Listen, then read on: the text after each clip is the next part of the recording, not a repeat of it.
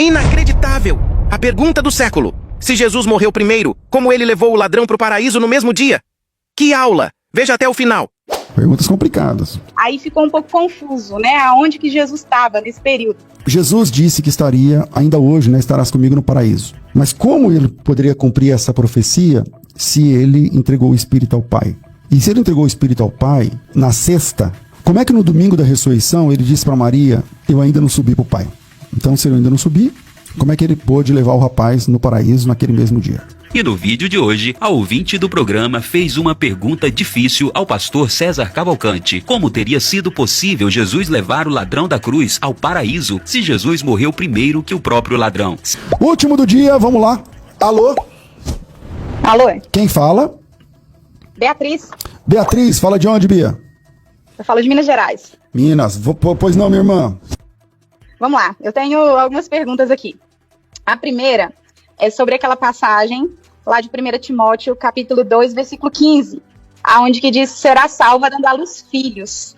Como que se interpreta essa passagem? Tá, e a outra? A outra pergunta é, Jesus, ele diz lá para o ladrão na cruz, que naquele dia ele estaria no paraíso com ele.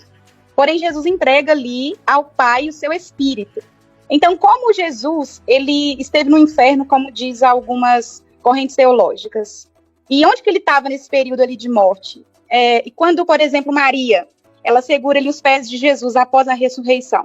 Aí ela diz ele diz para ela, né, não me detenha porque eu ainda não subi ao Pai. Aí ficou um pouco confuso, né, aonde que Jesus estava nesse período. Boa, obrigado, minha irmã, Deus abençoe. Por nada, Deus abençoe. Amém. Perguntas dificílimas, hein? Bia, pega leve aí, meu irmão. Pega leve aí. Perguntas complicadas. Vamos lá. Vamos de trás para frente. Jesus disse que estaria, ainda hoje, né, estarás comigo no paraíso.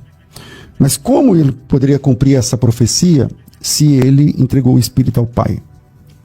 E se ele entregou o Espírito ao Pai, na sexta, como é que no domingo da ressurreição ele disse para Maria Magdalena, eu ainda não subi para o Pai?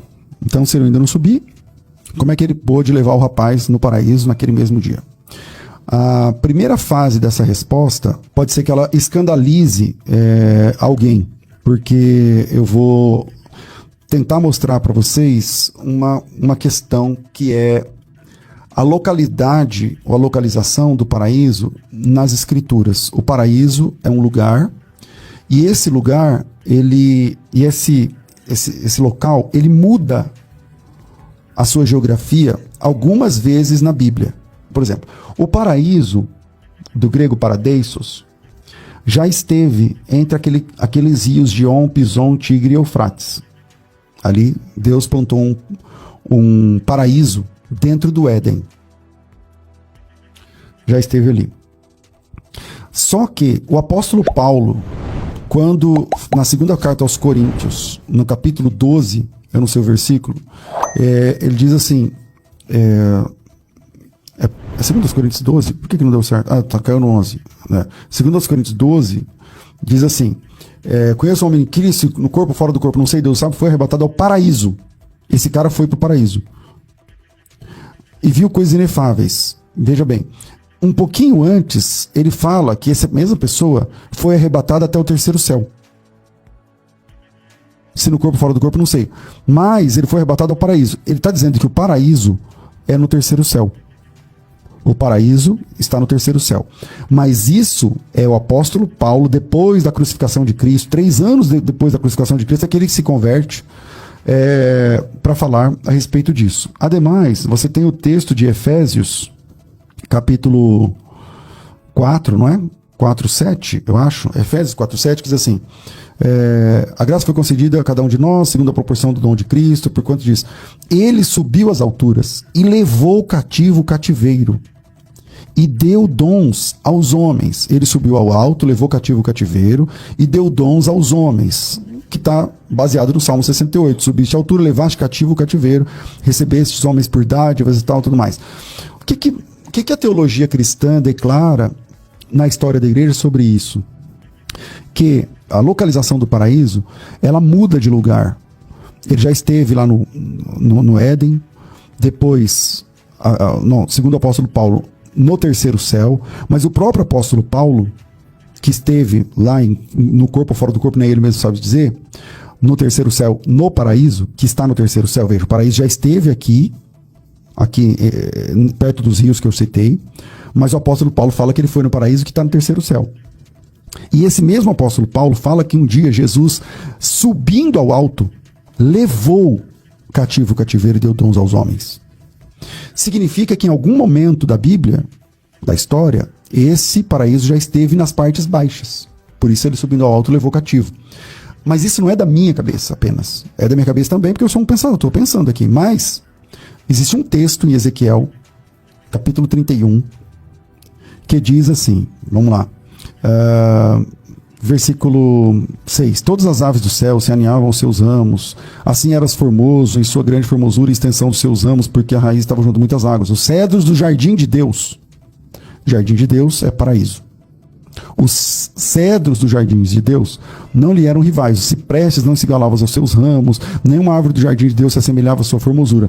Formoso fiz com a multidão dos seus ramos. Todas as árvores do Éden, olha o Éden aqui, que estavam no jardim de Deus, tiveram inveja. Portanto, assim diz Deus: como sobremaneira se levantou o seu topo no meio dos seus espaços ramos, e seu coração se exalçou à sua altura, e entreguei nas mãos poderosas, não sei o que lá.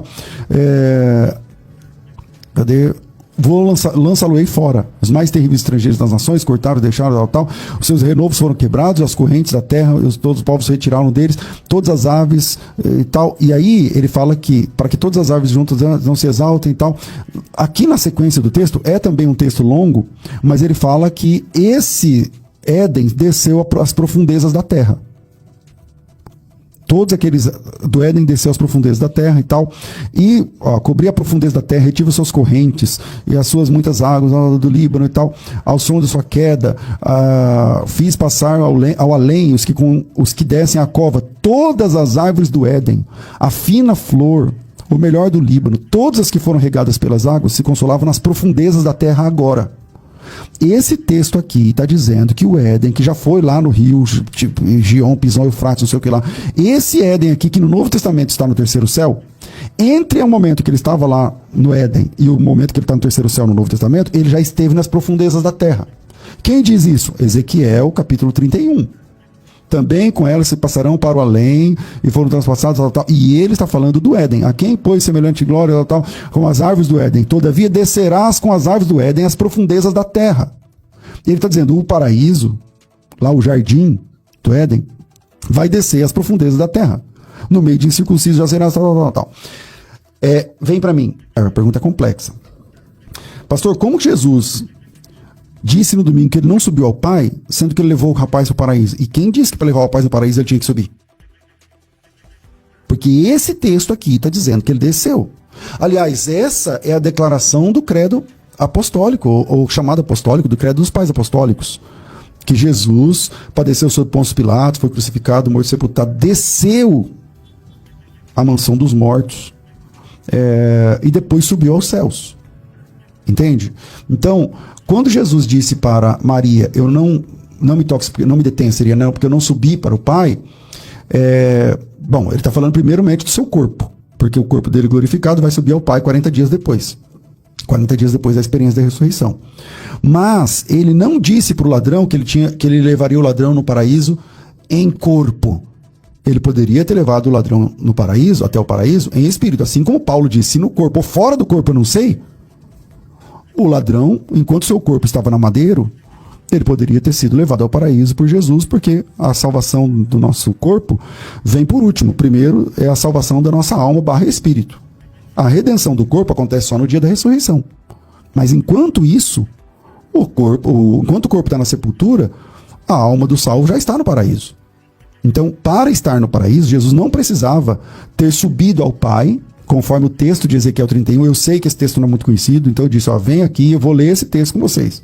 Então, essa ideia de que Jesus não precisava ter subido para levar o rapaz, o ladrão, o bandido, não necessariamente ele deveria ter subido para levá-lo até o paraíso.